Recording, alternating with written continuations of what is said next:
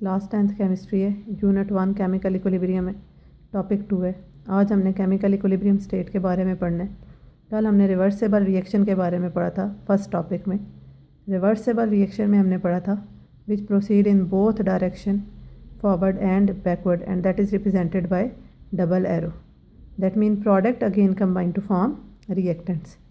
Double arrow से हम उसको रिप्रेजेंट करते हैं जिसमें अपर एरो फॉरवर्ड रिएक्शन को रिप्रेजेंट कर रहा है और लोअर एरो बैकवर्ड रिएक्शन या रिवर्स रिएक्शन को रिप्रेजेंट कर रहा है।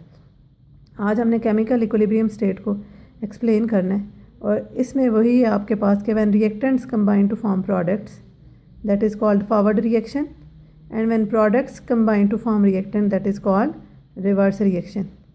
जब रिएक्टेंट प्रोडक्ट की फॉर्म में कन्वर्ट होते हैं तो जितनी कंसनट्रेशन रिएक्टेंट की प्रोडक्ट की फॉर्म में कन्वर्ट हो रही होती है that is called rate of forward reaction.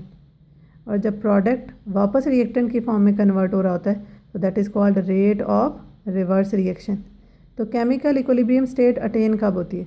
जब भी हम एक केमिकल रिएक्शन को प्रोसीड करते हैं तो इनिशियली हमारे पास सिर्फ रिएक्टेंट अवेलेबल है, प्रोडक्ट तो अवेलेबल ही नहीं है। प्रोडक्ट तो तब होगा जब आपका रिएक्शन स्टार्ट होगा, आपके रिएक्टेंट्स प्रोडक्ट की फॉर्म में कन्वर्ट होंगे। तो इनिशियली हमारे पास मैक्सिमम क्वांटिटी रिएक्टेंट की है और प्रोडक्ट की क्वांटिटी निग्लिजिबल है। तो इनिशियली क्या होगा, rate of forward reaction greater होगा due to greater quantity of reactant.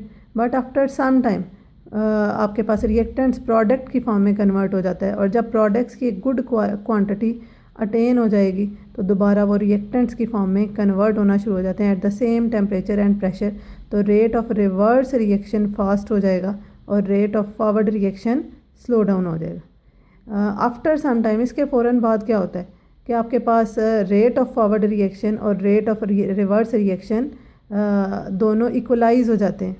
When rate of forward reaction takes place at the rate of reverse reaction mean कि रेट ऑफ फॉरवर्ड रिएक्शन और rate of reverse reaction equal हो जाते हैं।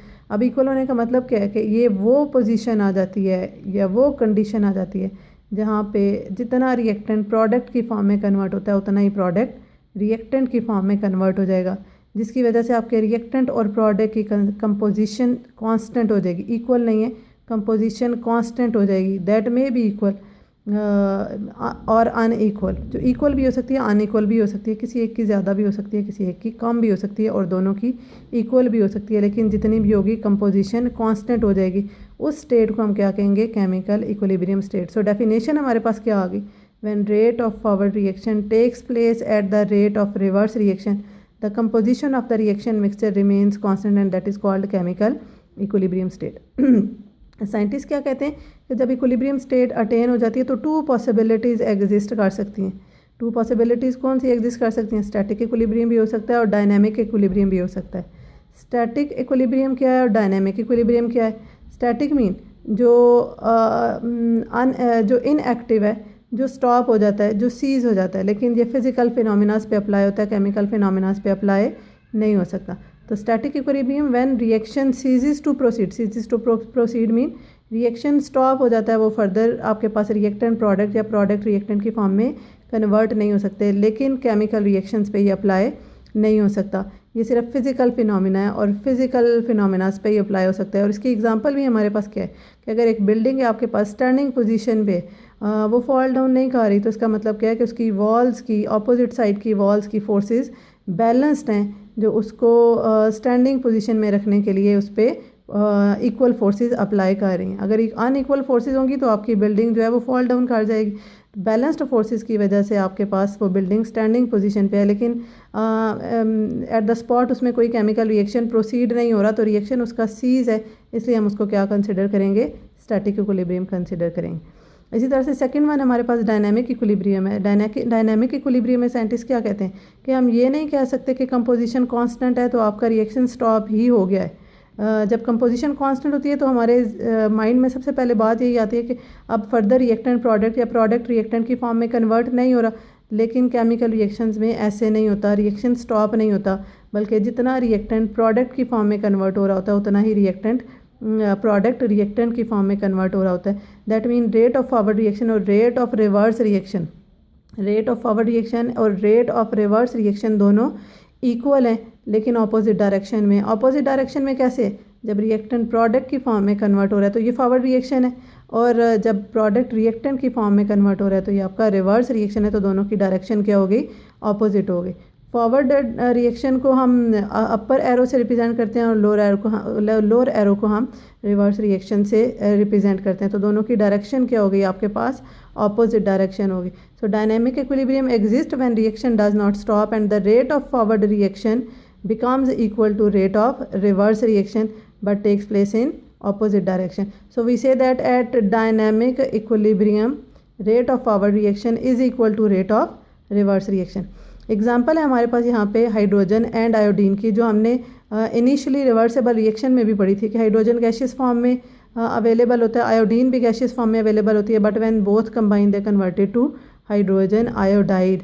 यहाँ पे hydrogen का colour purplish होता है और हाइड्रोजन आयोडाइड का कलर कलरलेस होता है। तो इनिशियली आपके पास क्या चीज़ अवेलेबल है, हाइड्रोजन और आयोडीन अवेलेबल है। That mean purplish colour dominate करेगा। हाइड्रोजन आयोडाइड तब होगा जब आपके पास ये रिएक्टेंट हाइड्रोजन और आयोडीन दोनों रिएक्टेंट्स अवेलेबल होंगे और आप इसको हीट करना शुरू करेंगे, तब हाइड्रोजन आयोडाइड आपके पास प्रेजेंट होगा। तो इनिशियली हमारे पास क्या होती है, रिएक्टेंट की कंसनट्रेशन मैक्सिमम होती है। यहाँ पे हम इसको ग्राफ की मदद से समझ सकते हैं कि अगर हम एक्स एक्सिस पे टाइम लेते हैं और वाई एक्सिस पे रिएक्शन रेट लेते हैं, एक्स एक्सिस पे टाइम है और वाई एक्सिस पे रिएक्शन रेट है, तो यहाँ पे ये अपर कर्व जो है वो किसको रिप्रेजेंट कर रहा है, रिएक्टेंट्स की कंसंट्रेशन को रिप्रेजेंट कर रहा है। लाइक H2 एंड I2 जो स्टार्ट में मैक्सिमम है, इनिशियली मैक्सिमम है, और ये लोअर कर्व जो ये किसको रिप्रेजेंट कर रहा है, हाइड्रोजन आयोडाइड की कंसंट्रेशन को रिप्रेजेंट कर रहा है, जो इनिशियली जब आपका रिएक्शन स्टार्ट नहीं हो रहा तो प्रोडक्ट की कंसंट्रेशन 0 है। But when time goes on, that mean reaction proceed, जब रिएक्शन प्रोसीड होगा तो क्या होगा, रिएक्टेंट प्रोडक्ट की फॉर्म में कन्वर्ट होना शुरू हो जाएगा। That mean reactant concentration decrease होना शुरू हो जाएगी और प्रोडक्ट कंसंट्रेशन इंक्रीज़ होना शुरू हो जाएगी। जब रिएक्टेंट कंसंट्रेशन डिक्रीज़ होती है, इनिशियली इसकी कंसंट्रेशन ग्रेटर है, तो we say that rate of forward reaction fast और rate of reverse reaction negligible. लेकिन जब आपके पास प्रोडक्ट की गुड क्वांटिटी अटेन हो जाती है और वो दोबारा रिएक्टेंट की फॉर्म में कन्वर्ट होना शुरू होता है, तो हम कहते हैं कि rate of reverse reaction fast हो जाएगा और rate of forward reaction slow down हो जाएगा।